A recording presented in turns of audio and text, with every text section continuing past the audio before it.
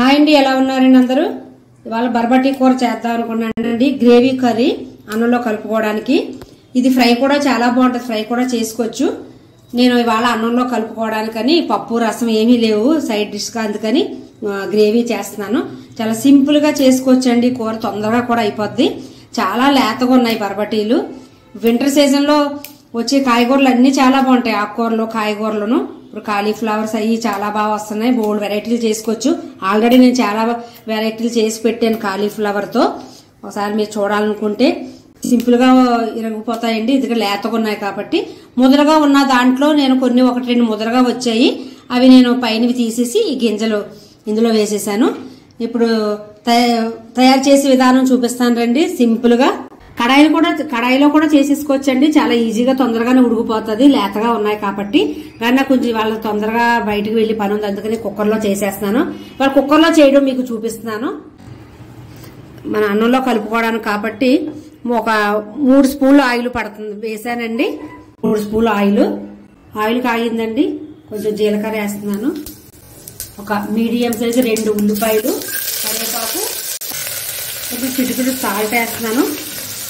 కొంచెం ఉల్లిపాయలు మగ్గి వరకు అండి. తర్వాత మళ్ళీ కర్రీలోకి ఎంత కావాలో అంత వేసుకున్నాం. వేగిపోయండి. కొంచెం అల్లం వెల్లిపాయ పేస్ట్, ఒక 2 చిన్న టమాటాలు కోసానండి. ఇవి కూడా వేద్దాం, ఎందుకంటే గ్రేవీ కావాలి కదా మనకి. టమాటా ఇలా ప్యూరీగా కూడా చేసి వేసుకోవచ్చు.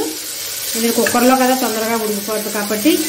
టమాటా కూడా మగ్గిపోయిందండి. ఇప్పుడు మనం బర్బటీ వేసేద్దాం. బర్బటీలు ముందే తెచ్చుకున్నప్పుడే మనం కొంచెం పెద్ద గిన్నెలో నీళ్లు పట్టుకుని కళ్ళు ఉప్పు వేసుకుని కడుక్కుని శుభ్రంగా పెట్టుకోవాలండి. ఎందుకంటే అది మట్టి అయ్యి ధూళి దుమ్ము ఉంటాయి కదా. చాలా మంది ఇలాగా ఇరగొట్టేసాక కడుగుతారు.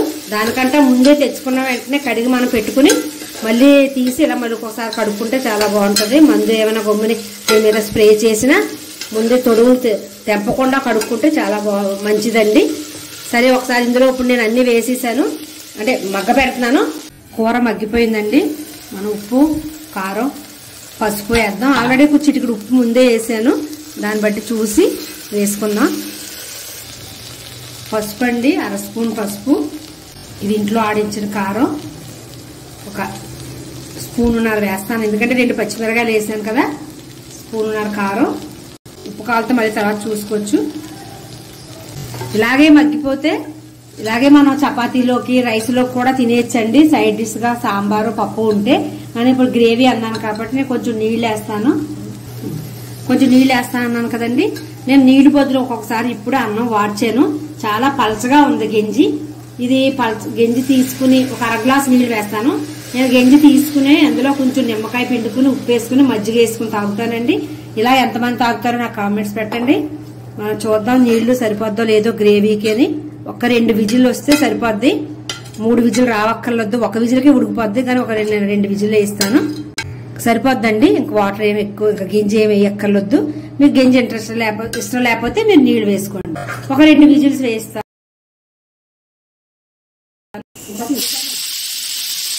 కుక్కర్ చల్లారిపోయిందండి. మన కర్రీ ఎట్లా వచ్చిందో తీసి చూద్దాం. ఇప్పుడు వింటర్ కాబట్టి ఈ బర్బటీలు చాలా బాగా వస్తాయి, లేతగా ఉంటాయి. అన్నంలోకి సరిపోడాక నీళ్ళు వేసాను కదా. ఈ మాత్రం కొంచెం గ్రేవీ ఉంటే మనకు కలుపుకోవడానికి బాగుంటది. కొత్తిమీర ఉంటే వేసుకోండి, లేకపోయినా ఏం పర్వాలేదు. నాకు దగ్గర కొంచెం కొత్తిమీర ఉంది. ఇది వేడిగా ఉంది. ఆ వేడితో సరిపోతుంది, కొత్తిమీర కలిసిపోద్ది. బౌల్లోకి తీసి చూస్తాను. ఇప్పుడే కొంచెం ఉప్పు చూసుకోండి, ఉప్పు సరిపోద్ది నేను వేసింది. ఒకవేళ సరిపోతే సరిపోయిందండి. సరిపోతే మనం ఇందులో వేసి ఒకసారి కలిపేసుకుని నేను డిష్ అవుట్ చేసేసుకోవచ్చు. ఎలా ఉందండి కర్రీ? చూడడానికి బాగుంది కదా. ఇదిగోండి బర్బటీ కర్రీ రెడీ అయిపోయింది. వేడి అన్నంలోకి వేడి కూర. వింటర్ సీజన్ కాబట్టి అందరూ వేడిగా చేసుకుని తినండి. చాలా సింపుల్ గా రెడీ అయిపోయిందండి.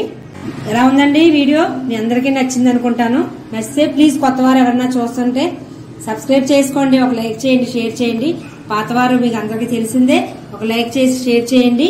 మరొక మంచి వీడియోతో మళ్ళీ కలుస్తానండి. థ్యాంక్ యూ వెరీ మచ్ అండి. వింటర్ సీజన్ లో వస్తున్న ప్రతి ఒక్క ఫ్రూట్ తినండి.